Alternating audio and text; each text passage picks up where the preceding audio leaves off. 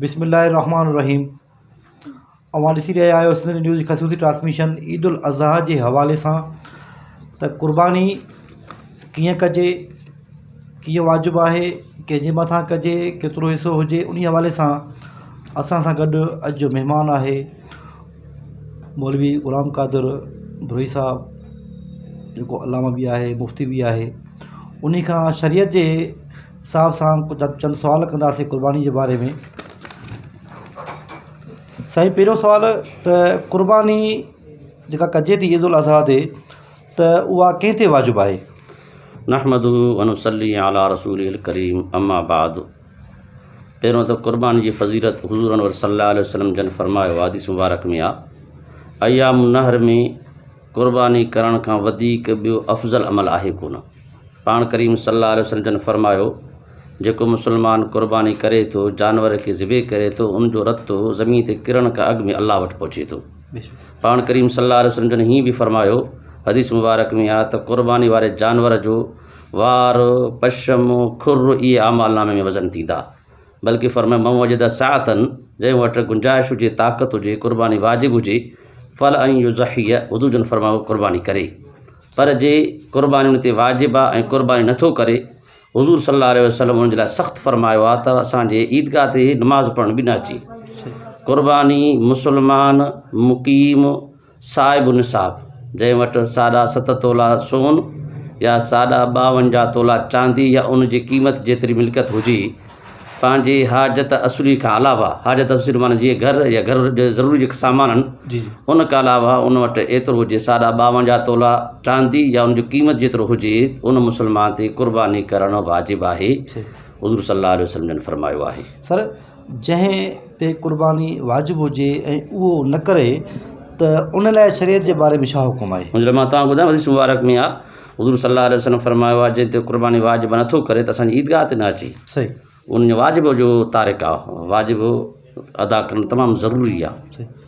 अच्छा सर, जेको को रिश्तेदार फोतो थी वञे पियो, पंहिंजी वफ़ात कयल रिश्तेदार लाइ क़ुर्बानी करे सघिजे थी पई?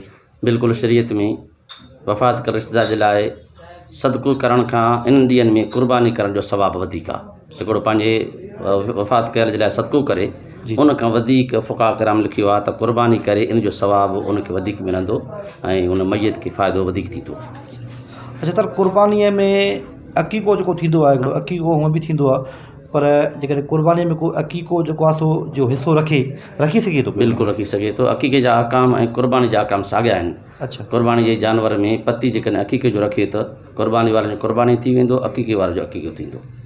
अच्छा सर, हिकिड़ो ॿियो मसइलो आहे, क़ुर्बानी कंदा आहियूं असां, जानवर वठी ईंदा आहियूं, त उहो पहिरियों ख़बर न हूंदी आहे, त क़ुर्बानी खां बाद में जेकॾहिं बच्चो को ज़िंदा निकिरी थो पए क़ुर्बानी करण वारे जानवर मां, त उन जे लाइ छा हुकुम आहे? डुकी जानवर जेकॾहिं माण्हू ख़बर आहे त बहितर आहे त क़ुर्बानी न करे। सही। पर जेकॾहिं बेख़बरी में या ॼाणी बुझी करे विधो, त पोइ उनजे पेट खे चीरे उनजो फर जेकॾहिं ज़िंदा निकिरे त उनखे ज़िबे कबो। अच्छा। उनजो इस्तेमालु करणु शरीयत में जाइज़ आहे, पर जेकॾहिं मुअल निकिरे त पोइ उनखे इस्तेमालु करणु नाजाइज़ आहे। अच्छा। अच्छा सर, नाबालिग औलाद लाइ, ॿारु नंढो आहे, नाबालिग आहे, त उनजे लाइ मालदार शख़्स ते क़ुर्बानी करणु वाजिबु आहे, करे सघे थो पियो? जेकॾहिं पीउ मालदार आहे, ताक़तवर आहे, पंहिंजो क़ुर्बानी करे थो, उनखे गुंजाइश आहे त पंहिंजे नंढनि ॿारनि जेके नाबालिग आहिनि उन जे लाइ क़ुर्बानी करणु मुस्तहब आहे। जेकॾहिं उन गुंजाइश हुजे, ताक़त हुजे, मुस्तहब आहे, उनजे लाइ वाजिबु न आहे उनजे मथां। अच्छा सर, भला समूरे घर जा भाती आहिनि, उन्हनि में को हिकिड़ो क़ुर्बानी करे त समूरे घर खां हिकु शख़्स जी क़ुर्बानी करणु काफ़ी न आहे, या जेको आहे सो अलॻि अलॻि करे? घर में जेकॾहिं 4-5 भाइर आहिनि, पाण में गॾु रहनि था, जी सर, ऐं मिल्क जे तक़सीम खां बाद में हर हिकिड़े खे निसाब जेतिरो मिल्कियत थी थो वञे, त पोइ हर हिकिड़े जे मथां क़ुर्बानी वाजिबु आहे। हिकिड़े जो क़ुर्बानी करण सां सभिनि खां क़ुर्बानी जो वजूब लही वञे, ईअं न थींदो। अच्छा। बल्कि उन हिकिड़े जो थींदो, ॿियनि खां वाजिबु रहिजी वेंदो, जेकॾहिं उहे साहिब निसाब हर हिकिड़ो थी थो वञे। जी जी। अच्छा सर, घरवारी आहे, ज़ाल आहे, घरवारी खे पंहिंजी ज़ाती मिल्कियत हुजे अलॻि हिकिड़ी, मुड़ुस खां शादी कयईं, मुड़ुस सां मिली पंहिंजी ज़ाती मिल्कियत बि गॾिजी वई मुड़ुस सां, त उनखे पंहिंजी ज़ाती मिल्कियत हुजे, त उन ते क़ुर्बानी जेको आहे सो जुदा वाजिबु आहे, या मुड़ुस जी क़ुर्बानी करण सां उन तां वाजिबु लही वेंदो?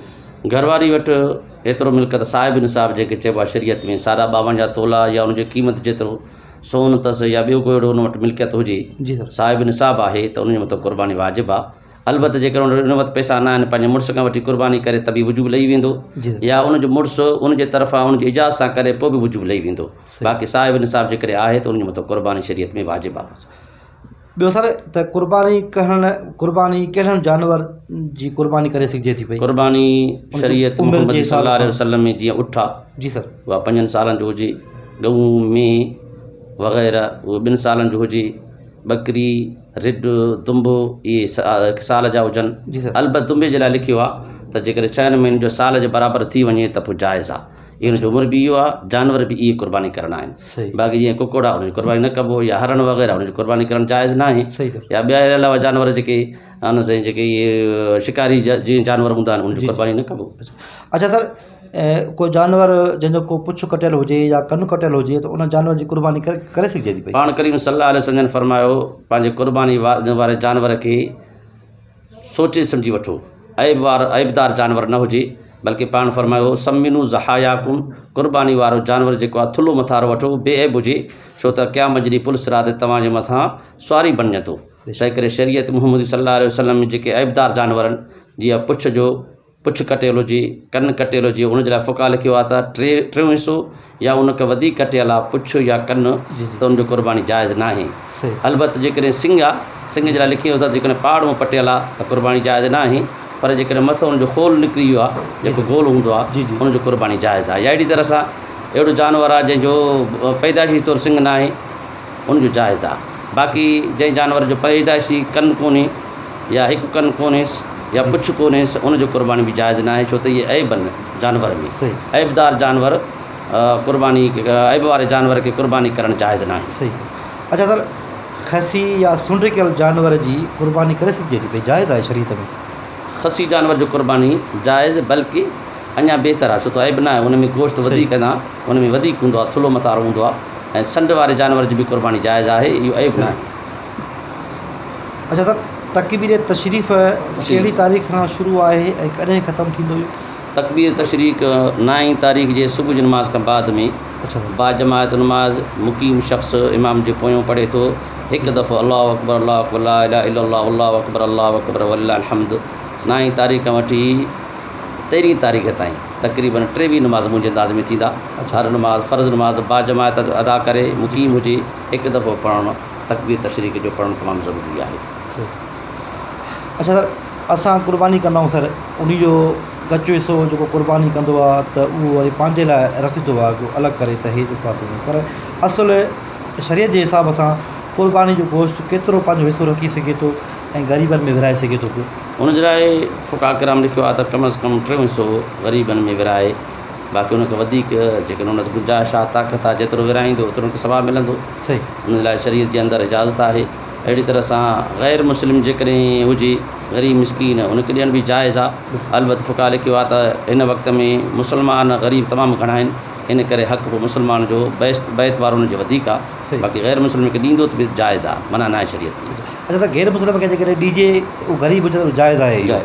अच्छा जी नाज़रीन, अवां मौलाना ग़ुलाम क़ादिर साहब जी ॻाल्हि ॿुधियूं शरीयत जे हिसाब सां त जानवर कहिड़ो ज़िबह कजे ऐं कंहिंजे मथां क़ुर्बानी जाइज़ आहे, केतिरी सोन हुजे, 47 तोला सोन हुजे, 7.5 तोला सोन हुजे, या उनजे 52 तोला चांदी, या ओतिरी मिल्कियत हुजे, चांदी क़ीमत हुजे, त उनजे मथां क़ुर्बानी करणु जाइज़ आहे। उन खां पोइ क़ुर्बानी हिकु वाजिबु आहे शरीयत में, उन लाइ छा आहे, छा लिखियलु आहे, उन लाइ मौलवी साहब अव्हां सां वाक़ुफ़ु थियो, ॿुधाए अव्हांखे। हिन वक़्तु आउं पंहिंजे प्रोग्राम खे ख़तमु कयां थो, आईंदा नए मौज़ूअ ते अव्हां सां गॾु हूंदासीं। इजाज़त ॾींदा पंहिंजे मेज़बान आसिम दायो खे। सलामत साथ।